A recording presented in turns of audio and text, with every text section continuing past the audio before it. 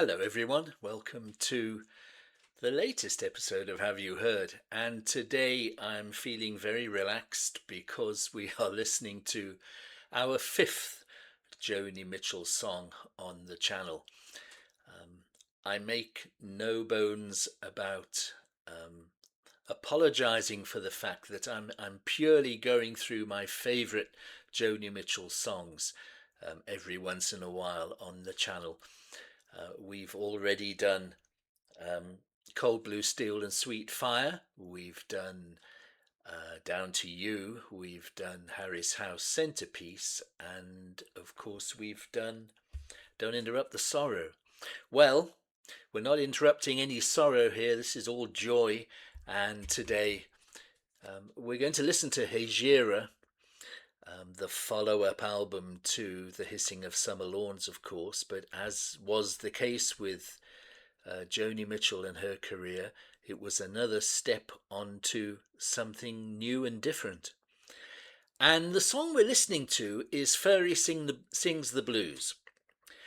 Again, I say this is my favourite song on the album, and I'm purely going through my favourite Joni Mitchell songs, and there's probably a million of them. But Furry Sings the Blues doesn't always get the critical plaudits that other songs like Amelia, Song for Sharon, those kind of songs. The critics love that, and they love her poetry and the way that she is talking about her journey across the desert. It's a travelogue kind of an album, isn't it, this? But here she's taken a stop off in Memphis, and she's gone to Beale Street to meet an old country blues legend, Furry Lewis, who is he's down on his luck. He's old. Everything is kind of falling apart around him. The whole Beale Street area is in decay and collapse. And Joni has come to pay her respects. But has she? I don't think Furry thought so. And he was never a fan of her song and her depiction of him, I don't think. But it makes for such a magnificent intellectual experience, I think. You can just imagine the scene. You can imagine it in your eyes, the way that she writes these lyrics and the beautiful music that comes out of it. It's a pleasure to listen to it. So I'm going to listen to it now with you all. I hope you enjoy it. We'll talk about it a little more afterwards. Put the album into context, all of that sort of stuff. But first of all, let's just listen to this magnificent song. Furry Sings the Blues from Hejira, which was released on the 21st of November 1976. Okay.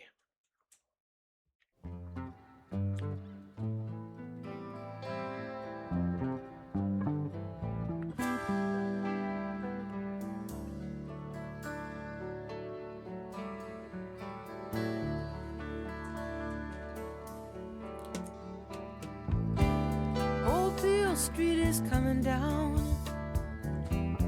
Sweetie's snack bar boarded up now, and Eccles the tailor and the Shine Boy's gone, faded out with ragtime blues. And he's cast in bronze, and he's standing in a little park with his trumpet in his hand, like he's listening back to the good old bands and the click of high-heeled shoes. Old Furry sings the blues, propped up in his bed with his dentures and his leg removed. And Jenny's there for her kindness, and Furry's beer. She's the old man's angel overseer.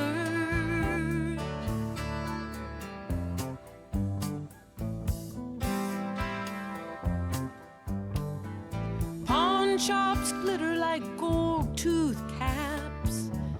In the gray decay, they chew the last few dollars off old Beale Street's carcass. Carrion and Mercy, blue and silver sparkling drums, cheap guitars, eye-shaping guns, aimed at the hot blood of being no one. Down and out in Memphis, Tennessee, old Furry sings the blues. Bring him smoke and drink and he'll play for you. It's mostly muttering now and sideshow spiel, but there was one song he played I could really feel. Furry's got nobody. Oh, Furry's got nobody. There's a double-billed murder at the New Daisy. The old girl's silent across the street. She's silent, waiting for the records beat. Silent, staring at her stolen name. Diamond boys and satin dolls, bourbon laughter, ghost history falls to parking lots and shopping malls. As they tear down old Beale Street, old Furry sings the blues. He points a bony finger at you and says, I don't like you. Everybody laughs as if it's the old man's standard joke, but it's true, we're only welcome for our drink and smoke.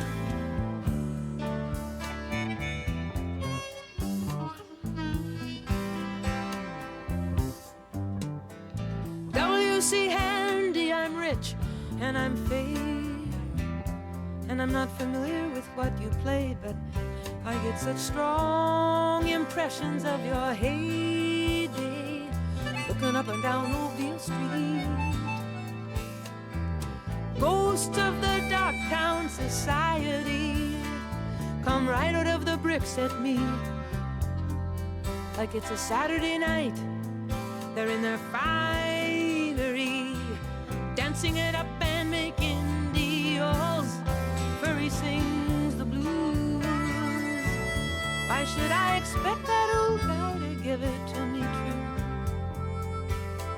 Fall into hard luck and time and other thieves, while our limo is shining on his shanty street. Old Furry sings the blues.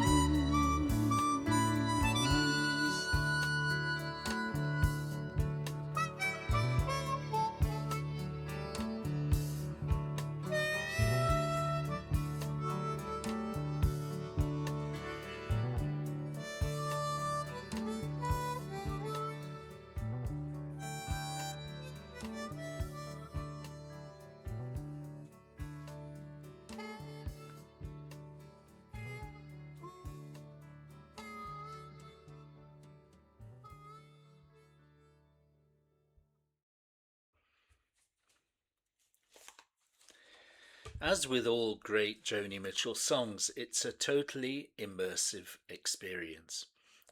You just are there. You're in the room.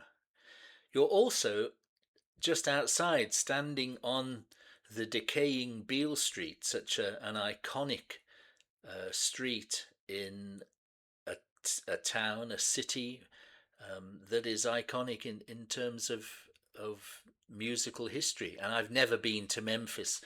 I would love to go to Memphis, and heaven knows what Beale Street looks like nowadays. Maybe some of you can tell me. But again, this song, of course, it reminds me, I don't know if you know it, of Mark Conn and his Walking in Memphis. And of course, he sings about W.C. Handy and those blues pioneers. And by the way, what an album that is.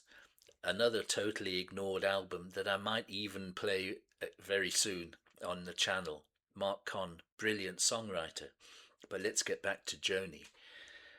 Firstly, let's talk about the music. It's beautiful, but so sparse. It's her on acoustic guitar and Max Bennett on bass, and her ex by now, John Guerin on drums, and of course Neil Young guesting on harmonica. And what an impact that harmonica has on the song! It just raises the musical feel up to another level. It's gorgeous.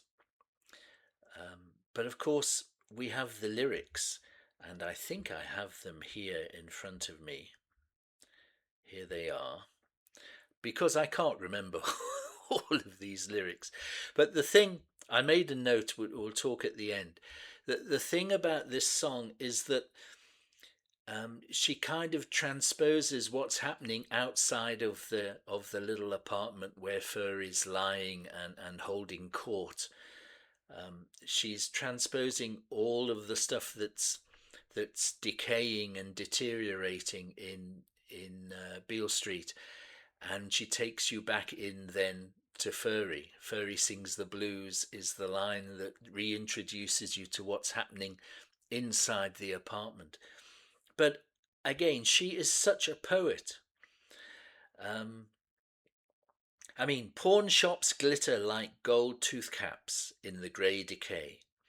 They chew the last few dollars off old Beale Street's carcass. Carrion and Mercy, blue and silver sparkling drums, cheap guitars, eye shades and guns, aimed at the hot blood of being no one, down and out in Memphis, Tennessee. Oh my goodness me, that's heartbreaking. And yet so vivid. Wow. I mean, just if you were able to write these lyrics, you would be a published poet, surely. But then to be able to put them to such gorgeous music, and to be able to play that music, and to be able to sing so beautifully, and to be able to create an album cover like this, where you've got the road travelling through her cloak, her torso, whatever she's wearing. I mean, it's the total artistic package. The total artistic package. But the song is so honest, and she doesn't pretend that she's a huge fan of Furry Lewis. She doesn't pretend that she knows all about the blues. She says, W.C. Handy, I'm rich and I'm fey, and I'm not familiar with what you played. But I get such strong impressions of your heyday, looking up and down old Beale Street. I mean, she's honest. She says, I don't know what you did, but I get a feeling for it.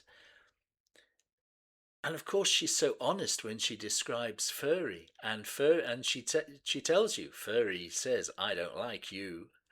Everyone laughs, but Joni knows it's true. But then the final lines of the entire song, she is honest and she understands. Why should I expect that old guy to give it to me true? Fallen to hard luck and time and other thieves, while our limo is shining on his shanty street, old Furry sings the blues. Yeah, it's all right for you, Joni. You might be doing this whole travelling across America in your own shiny white Mercedes, I think it was. It kind of stands out like a sore thumb on a shanty Beale Street. And he's got no respect for you. You might be a Grammy-winning star, but he's got nothing for you. Oh my word, what a song. What a performance. Amazing, absolutely amazing. And I should be doing more Joni Mitchell songs, and I will be doing more Joni Mitchell songs, as I've kind of made this little commitment to do a few more videos, to do them a little more regularly than I have been. Joni is going to appear more and more as we take a nice look at her wonderful repertoire of songs. Uh, there we go. Hejira was not as successful, was it, as Hissing of Summer Lawns? And I see it got to number 11 in the UK and number 13 in the States. A bit of a drop. But of course, that's what would happen sort of sales-wise in her career as she moved further and further away from the singer-songwriter of her early days into this jazz. Yeah, she really does get into jazz, and I find it fascinating. And as a not particularly big fan of jazz, Joni's helped me a lot in just understanding and just feeling my way into that particular genre, and she always did. And it's amazing still to see her alive and not necessarily kicking at the moment, but she's still making an impact. And as long as that happens, I'm very, very happy. I would love to hear from you all what you think of this particular song and what you think of the album. Are there other songs that you prefer? I guess you probably do prefer other songs. I mean, they're all wonderful. But this is just the one that always caught me, and I wanted to play it first off the album. If you have joined us for the first time, welcome. We have a little Joni Mitchell playlist down below with the songs that we've done so far. So if you want to catch up, please go there. If you've enjoyed the video, like and subscribe. But most importantly of all, please comment below. Let me know what you think. Give me feedback, and tell me about your history with Joni Mitchell. I'd love to hear it. But that will be it for today, for this particular video, and I look forward to seeing you on the next one, which might even come out today. We shall see. But until then, thank you very much for watching and have a great time. Cheers, everybody.